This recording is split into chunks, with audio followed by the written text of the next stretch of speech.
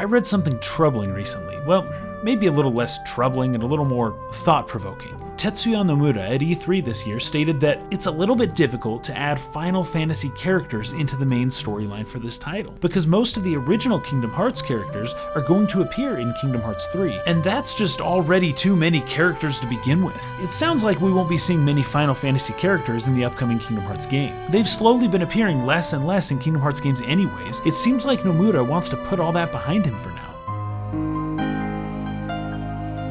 When I first heard Kingdom Hearts described to me years ago, the most common thing I heard from most people was, it's like Final Fantasy mixed with Disney. That was a fairly accurate summation at the time, but for some reason I still see comments online and elsewhere of people describing the Kingdom Hearts series as Final Fantasy mixed with Disney. I'm sorry, but if Birth by Sleep is Disney plus Final Fantasy because of this Joker and literally nobody else, then Die Hard is a cross between A Christmas Story and Family Matters. Because that one guy?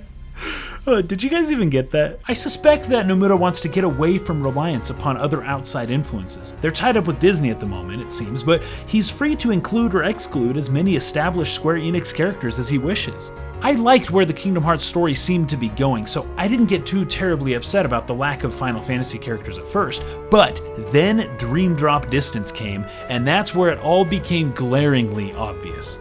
Instead of Final Fantasy, we got a slew of characters from The World Ends With You, a game I've never played. It may be a great game, don't get me wrong, but somehow I felt as if I'd been wrong about what Kingdom Hearts was in the first place. Is it just a series that can potentially incorporate any distant world into its universe? That wouldn't be too much of a stretch considering how they justify intergalactic time travel and all. But what happened to all the Final Fantasy characters? Were they just there to sell the game? An old-fashioned bait and switch? Get everyone to think they're going for one thing and before they know it, bam! Original storylines, cameos from other games, not Final Fantasy. Suck it! Here's the question. Does Kingdom Hearts need Final Fantasy? Kingdom Hearts has crafted an immense original universe, but does it stand on its own?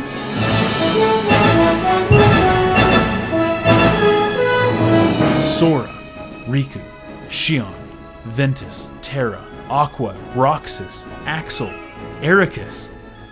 These are all rounded out characters with perfections and flaws, strengths and weaknesses, and varying degrees of existence? Well, that can be a bit complicated, but what's not complicated is the connection I felt to each of those characters at some point throughout each respective game. The times where I am the most immersed in these games aren't when the Final Fantasy cameos are happening. The characters I connect to the best are never the Final Fantasy ones. In fact, some of the Final Fantasy cameos are confusing and disappointing. A lot of that lies in the execution, like Aerith's voice in Kingdom Hearts 2. It doesn't matter.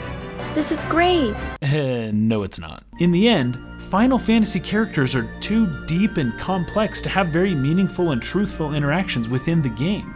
Unless they were committed to be a bigger part of Kingdom Hearts, but that's never what was promised. Here's a thought. Did Final Fantasy cameos really make the game better?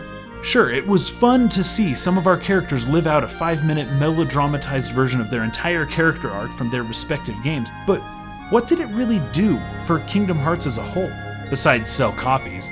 It's hard to say. I love Final Fantasy, and opportunities to see those characters in alternate settings is something I've grown very fond of. But the more the story progresses, the more the Final Fantasy characters seem to be minor distractions and detours that can sometimes even take away from the structure of the story. Now, I know what you're thinking. Why don't we address the giant elephant in the room?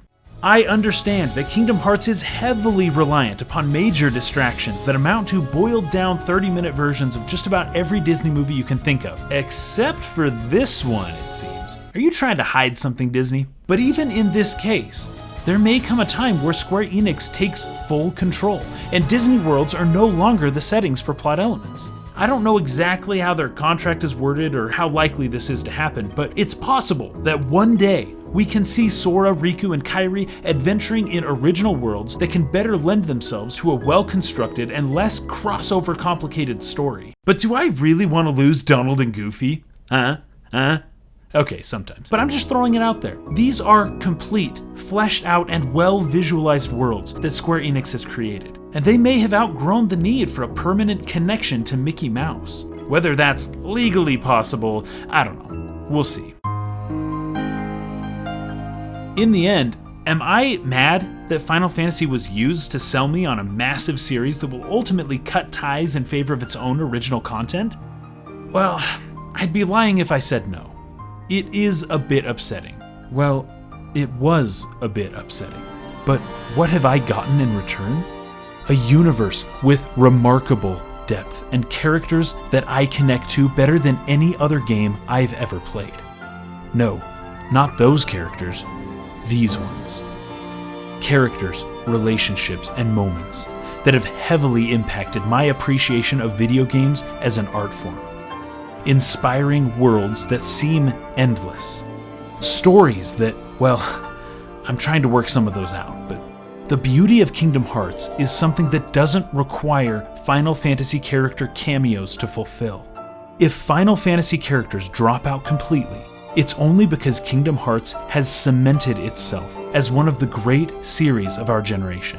Sure, Kingdom Hearts can't accurately be described as Final Fantasy mixed with Disney anymore. But I ask again, in the end, does Kingdom Hearts need Final Fantasy?